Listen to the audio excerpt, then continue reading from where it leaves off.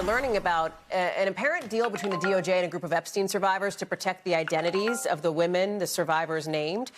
That agreement seems to be falling apart. Remember, the DOJ had said back when this document drop happened Friday, right? We learned about it Monday, that they'd been working to fix missing redactions. After some survivors of Epstein's abuse said there were thousands of them, thousands of missing redactions in this drop of millions of files, basically.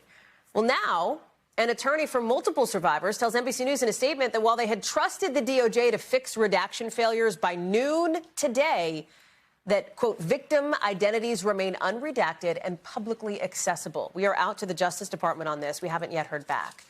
Over at the White House, at an event with the First Lady and freed Israeli hostages, a rare moment with Melania Trump taking a couple questions from reporters, including one on Epstein's imprisoned accomplice, Ghislaine Maxwell.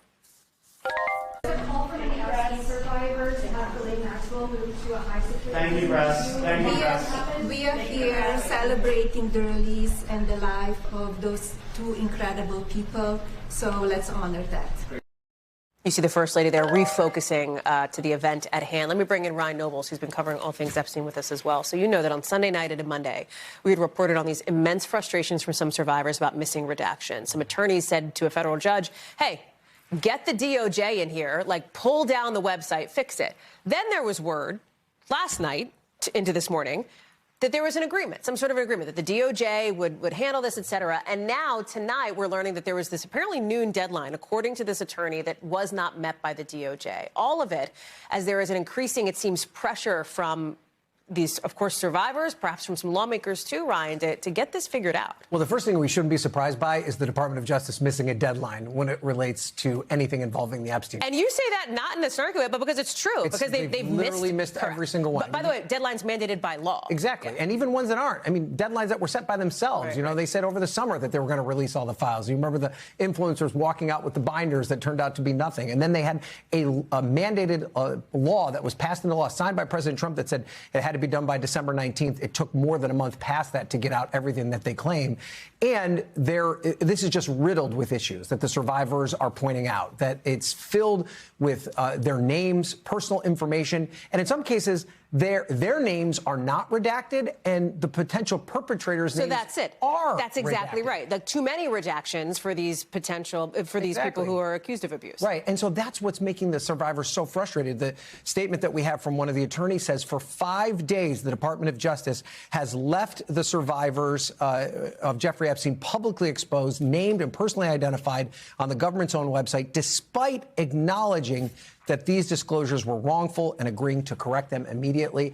It's going to be a while before the survivors get the justice that they're looking for, not just in terms of the people who committed these crimes, but just the basic protection that they have in the wake of all of it is every day. There's new pieces, it seems, of sort of fallout, or people that are named in these files, people connected in this network that Epstein had developed that are coming out and sort of publicly talking about this overseas. You've got everything happening in the UK with former Prince Andrews we've talked about. Here at home, you've got Bill Gates now coming out publicly apologizing for his ties to Jeffrey Epstein, saying that all the stuff Epstein allegedly wrote about him in the latest batch of documents is not true. I want to show the series of emails from 2013 that Epstein sent to himself. Here they are. He appears to suggest that Bill Gates was having an affair, trying to get his hands on drugs. Gates is denying all of it. Watch. Apparently, Jeffrey wrote an email to himself. That email was never sent. The email is, false. So I don't know what his thinking was there. It just reminds me, every minute I spent with him, I regret and I, apologize that I did that. That's just a day after, as we reported, Bill Gates' ex-wife said the Epstein files brought up memories of what she calls painful times in her marriage.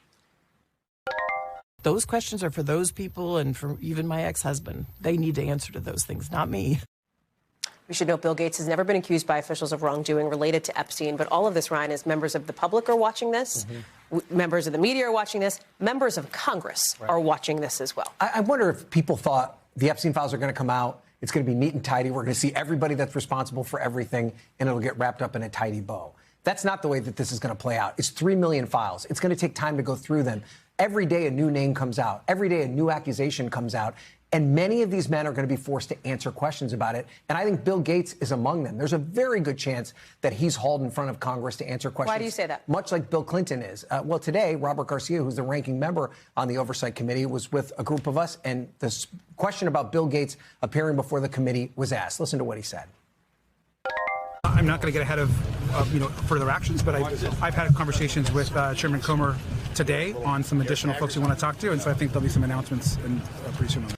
Some announcements going forward. This was a question about Bill Gates. I wouldn't be surprised if a subpoena is coming his way very soon. You're going to be busy on your beat, my friend. Thank you very much. We thank you for watching, and remember, stay updated on breaking news and top stories on the NBC News app or watch live on our YouTube channel.